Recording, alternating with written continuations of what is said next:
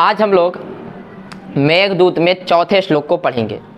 अभी तक हम लोगों ने पहले, दूसरे और तीसरे श्लोक को पढ़ लिया, ठीक है। और यदि एक निष्कर्ष में देखें तो ये जो यक्ष है ये रामगिरी आश्रम में निवास कर रहा है, ये हमने पहले श्लोक में समझा, ठीक है ना। वो स्वाधिकारात् प्रमत्ता हो गया था इत्यादि आप सबने पढ़ा, इसलिए उसको रामगिरी आश्रम में रहना पड़ रहा है, ठीक है। और दूसरे श्लोक में देखा कि वो आषाढ़ माह में है, वहाँ पर 8 महीना लगभग बीत गया है और आषाढ़ माह चल रहा है, ठीक है। और तीसरे श्लोक में हमने देखा कि वो मेघ के सामने खड़ा होकर मेघ से कुछ कहने का प्रयास कर रहा है, अभी उस श्लोक में खड़ा ही है, ठीक है ना। अब चौथे श्लोक में हम देखेंगे कि वो मेघ से क्या कहा, समझे कि नहीं। अब लगभग जो है आषाढ़ महीना बीतने को आया, अब लगभग आषाढ़ महीना बीतने को आ गया है, तो उसी संदर्भ में कालिदास जी ने इस श्लोक को लिखा है, ठीक है।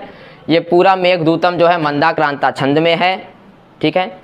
और इसमें 2 भाग हैं, एक पूर्व मेघ और उत्तर मेघ, ठीक है ना। प्रत्यासन्ने नभसि दयिता,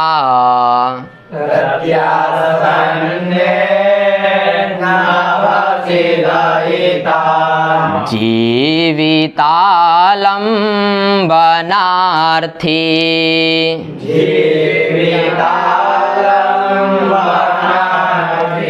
जीमुतेन स्वकुशलमयीं,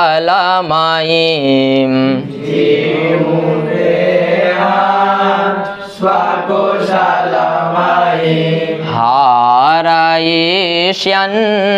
प्रवृत्तिं,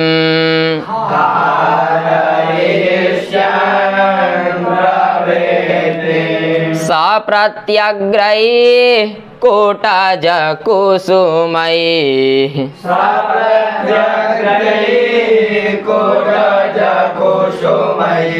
कल्पितार्घाय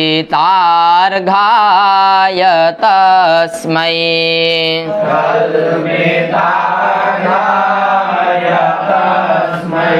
प्रीतः प्रीते प्रमुखवचनम्,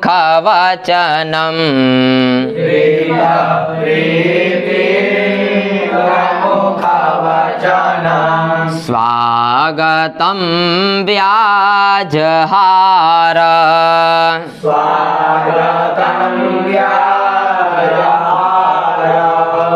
ठीक है। जिस तरह अभी तक हम लोगों ने प्रत्येक श्लोकों में सबसे पहले क्रियापद को देखा, उसी तरह यहाँ भी क्रियापद देखेंगे। तो यहाँ क्रियापद है व्याजहार। क्रियापद क्या है? व्याजहार। व्याजहार का मतलब है कहा, बोला इत्यादि, ठीक है ना। व्याजहार मतलब कहा अथवा बोला, ठीक है। तो प्रश्न उठा किसने बोला, तो यहाँ कर्ता से कालिदास जी ने बोधित किया है सह को। किसको कहा? सह। सह व्याजहार, उसने कहा अथवा उसने बोला। तो सह से किसको समझना है? यक्ष को, ठीक है ना। सह से यक्ष को समझना है। तो उसने क्या कहा? कह रहे हैं स्वागतम व्याजहार, उसने स्वागत किया, स्वागत बोला, स्वागत कहा, ठीक है ना। व्याजहार मतलब कहा, बोला, किया, इन सभी अर्थों में आप ले सकते हैं। तो अर्थ हुआ सह स्वागतम व्याजहार, मतलब यक्ष ने स्वागत कहा अथवा बोला, किया, ठीक है ना। तो अब कह रहे हैं किस प्रकार का स्वागत किया उसने। भाई स्वागत किया, लेकिन किस प्रकार का स्वागत किया? तो कालिदास जी कह रहे हैं प्रीति प्रमुख वचनम। क्या बोले? ये जो स्वागतम है ये इसमें द्वितीय विभक्ति लगी है, ठीक है ना। कर्म है ये, और द्वितीय इसमें भी लगी है। प्रीति प्रमुख वचनम मतलब ये स्वागतम का विशेषण है। स्वागतम का क्या है? विशेषण। विशेषण, जो जिसका विशेषण होता है वो उसी के बारे में बताएगा, समझे कि नहीं। तो कह रहे हैं जो उसने स्वागत किया ना, वो प्रीति प्रमुख वचनों से स्वागत किया है। किस तरह स्वागत किया है? प्रीति प्रमुख वचनों से स्वागत किया। किसने किया? सह ने, अर्थात यक्ष ने अपने प्रीति प्रमुख वचनों से स्वागत किया है, ठीक है ना। प्रीति मतलब प्रेम पूर्वक, प्रेम पूर्वक वचनों से उसने क्या किया, स्वागत किया। समझ गए? प्रीति का अर्थ आप प्रेम पूर्वक कहिए, मतलब प्रेम पूर्वक यक्ष ने स्वागत किया अथवा स्वागत बोला, स्वागत कहा। समझ गए कि नहीं? अब यहाँ कह रहे हैं जो यक्ष है उसने गुस्से में स्वागत किया कि एकदम प्रसन्नता से। समझे कि नहीं? तो यक्ष के लिए, सह के लिए एक विशेषण बनाया इन्होंने, प्रीतः। क्या बनाया? ये जो प्रीतः है इस सह का विशेषण है। क्यों? क्योंकि सह प्रथमांत है और प्रीतः भी प्रथमांत है। ठीक है ना? तो सह का विशेषण कौन है? प्रीतः। प्रीतः का अर्थ है प्रसन्नता से। ठीक है ना? मतलब यक्ष ने प्रसन्नता से स्वागत किया। ठीक है? किस प्रकार का स्वागत किया? तो प्रीति प्रमुख वचनों से, प्रीति प्रमुख वचनों से यक्ष ने स्वागत किया। ठीक है? तेरी बात समझ में आई? अब कह रहे हैं कि अगर भाई उसने स्वागत किया तो किस चीज से स्वागत किया? उसने, यक्ष ने स्वागत किया तो किस चीज से स्वागत किया?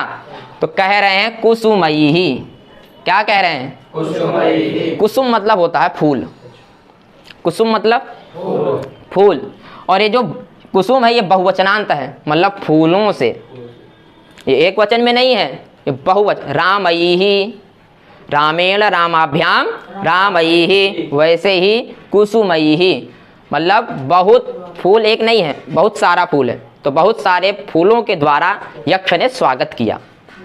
ठीक है ना? अब कह रहे हैं भाई ये बताइए फूल किस चीज का है? कमल का है, गुलाब का है, किस चीज का है? समझे कि नहीं? तो कह रहे हैं कुटज कुसुमयी ही। क्या कह रहे हैं? कह रहे हैं कुटज का फूल है। किसका फूल है? कुटज का। ये जो कुटज फूल होता है ना, ये जंगली फूल है। ये कौन सा फूल है? ये अक्सर जंगलों में मिलता है। आप इसको कह सकते हैं चमेली फूल, जो जंगली चमेली होती है। तो कुटज से उसको आप समझ सकते हैं। ठीक है? तो कह रहे हैं कुटज के फूलों के द्वारा सह स्वागतम व्याजहार। यक्ष ने कुटज के फूलों के द्वारा क्या किया? स्वागत किया। समझे कि नहीं? क्या किया? स्वागत किया। अब कह रहे हैं भाई ये जो फूल है ये ताजा है कि 2-4 दिन का रखा हुआ है? ये जो फूल है ये ताजा है कि 2-4 दिन पुराना है? तो कालिदास जी कहते हैं प्रत्यग्रही, ये भी तृतीया बहुवचन है तो उसी का विशेषण है। क्या कह रहे हैं? प्रत्यग्रही, मतलब एकदम ताजे फूल हैं, वो एकदम अग्रभाग से तत्काल तोड़े गए हैं। वो भाई फूल एक डंठल में होता है तो उसके अग्रभाग से और प्रत्यग्र तोड़े गए हैं, मतलब तत्काल तोड़े गए हैं। समझे कि नहीं? तो कह रहे हैं तत्काल कुटज के पुष्पों के द्वारा स्वागतम व्याजहार। समझ गए कि नहीं? कह रहे भाई और क्या किया इन फूलों के द्वारा? तो कह रहे हैं कल्पितार्घाय तस्मै। क्या कह रहे हैं? तस्मै। तस्मै जो है चतुर्थ्यंत है। क्या है? और कल्पितार्घाय भी चतुर्थ्यंत है। समझे कि नहीं? अब यहाँ तस्मै से आप बादल को समझिएगा। तस्मै मेघाय कल्पितार्घाय। समझे कि नहीं? तस्मै से किसको समझना है? बादल को। ठीक है? अब ये जो यक्ष है इसने ताजे ताजे फूल हाथ में लिए और क्या कर रहा है? अर्घ दे रहा है। उन फूलों के द्वारा क्या दे रहा है? अर्घ दे रहा। किसको? तस्मै, मेघ को। और ये जो अर्घ है ये कल्पितार्घ है, ऐसी कल्पना कर रहा है कि मैं मेघ को अर्घ दे रहा हूं। समझे कि नहीं? क्या कर रहा है? हाथ में फूल लिया है और ऐसी कल्पना कर रहा है कि मैं मेघ को अर्घ दे रहा हूं। जैसे आप गणेश पूजन करते हैं तो वहां भी गणेश जी को अर्घ दिया जाता है। तो क्या साक्षात गणेश जी आ जाते हैं? हम भी कल्पना ही करते हैं कि नहीं कि साक्षात गणेश जी विराजमान हैं। उसी तरह यक्ष भी कल्पितार्घाय जो है मेघ को जल छोड़ रहा है, अर्घ दे रहा है। समझ गए? तो हम सभी जो भी अर्घ देते हैं वो सब कल्पितार्घाय है। वो सब क्या है? सब कल्पितार्घाय है। क्या ये 2 लाइन समझ में आई? तीसरी और चौथी लाइन समझ में आ गई सभी के? अब कह रहे हैं भाई स्वागतम व्याजहार क्यों कर रहा है? स्वागतम व्याजहार क्यों कर रहा है? तो वो जो है ना बादल का इसलिए स्वागत कर रहा है क्योंकि यक्ष चाहता है मेरा संदेश जो है बादल लेकर जाए मेरे यक्षिणी के पास, इसलिए उसका क्या कर रहा है, स्वागत कर रहा है। वही आगे कह रहे हैं, क्या कह रहे हैं, प्रत्यासन्ने नभसि दयिता, क्या बोले, प्रत्यासन्ने नभसि दयिता, समझे कि नहीं। देखिए नभसी का अर्थ होता है सावन, नभसी मतलब सावन, जिसको आप श्रावण कहते हैं। आषाढ़ के बाद क्या आता है, सावन आने वाला है, समझे कि नहीं। आषाढ़ के बाद मैंने आपको शुरू में बताया, अब लगभग आषाढ़ माह बीतने को आया, ठीक है ना, आषाढ़ माह बीतने को आया। तो वही कालिदास जी कह रहे हैं नभसी प्रत्यासन्ने, नभसी मतलब सावन और प्रत्यासन्ने मतलब नजदीक आ गया, प्रत्यासन्ने मतलब नजदीक आ गया, इसलिए वो दयिता जीविता लंबनार्थी है। इसलिए क्या है, दयिता जीविता लंबनार्थी। जैसे आप अर्थी थोड़ा समझिएगा, जैसे आप विद्या ग्रहण करना चाहते हैं तो आप विद्यार्थी हुए, आप धन अर्जन करना चाहते हैं तो आप धनार्थी हुए, आप विवाह करना चाहते हैं तो आप विवाहार्थी हुए, समझे कि नहीं। जो चीज़ अपने लिए की जाए वहाँ अर्थी लगा दिया जाता है, समझे कि नहीं। तो ये वही कह रहे हैं आलम्बनार्थी। आलम्ब का अर्थ जो है वो चाहता है यक्ष कि जो मेरी दयिता है, कौन है, दयिता मतलब प्रियतमा। प्रत्येक श्लोकों में आप प्रियतमा के लिए अलग अलग शब्द पढ़ रहे हैं, समझे कि नहीं। तो यहाँ पर क्या शब्द आया, दयिता। दयिता मतलब प्रियतमा, जीविता, मेरी प्रियतमा जीवित रहे, इसलिए मैं आलम्बनार्थी हूँ।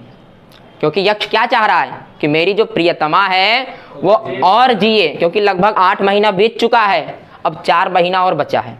अब कितने महीने, क्योंकि 1 साल का उसको श्राप मिला है, तो 8 महीना लगभग बीतने को आए, अब बचा 4 महीना। तो यक्ष इन पंक्तियों के द्वारा कहना चाहता है कि मैं चाहता हूँ कि मेरी जो प्रियतमा है वो 4 महीना और जी जाए, वो 4 महीना और जी जाए, समझे कि नहीं। इसीलिए वो क्या कर रहा है, स्वकुशलमयीं हारयिष्यन् प्रवृत्तिम।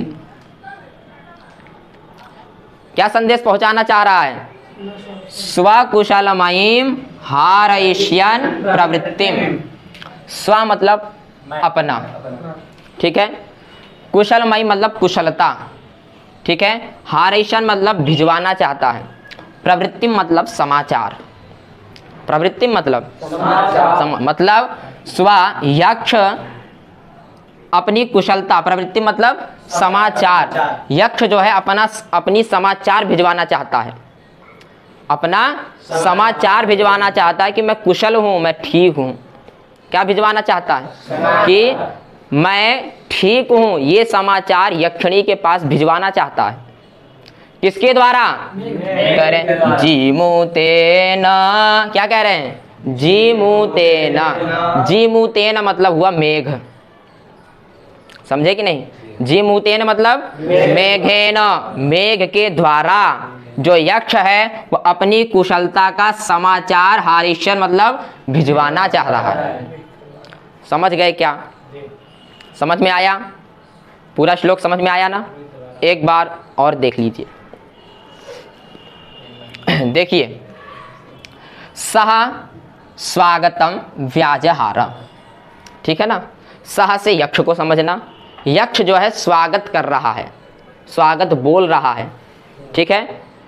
किस प्रकार का स्वागत बोल रहा है, तो कह रहे हैं प्रीति प्रमुख वचनों से स्वागत बोल रहा है, स्वागत कर रहा है, ठीक है। कैसे वचनों से, प्रीति भरे वचनों से क्या कर रहा है, स्वागत कर रहा है, ठीक है। और यहाँ सह का एक विशेषण है प्रीता, और जो यक्ष है बड़ा प्रसन्नता पूर्वक क्या कर रहा है, प्रीति भरे वचनों से स्वागत कर रहा है, ठीक है। क्या कर रहा है, स्वागत कर रहा है। और कह रहे भाई स्वागत किस चीज से कर रहा है, कह रहे कुसुमयी, फूलों के द्वारा। किस चीज का फूल, कह रहे कुटज कुसुमयी, कुटज के फूलों के द्वारा स्वागत कर रहा है। और ये फूल है, ये प्रत्यग्रही ही है, एकदम ताजे फूल है, ठीक है।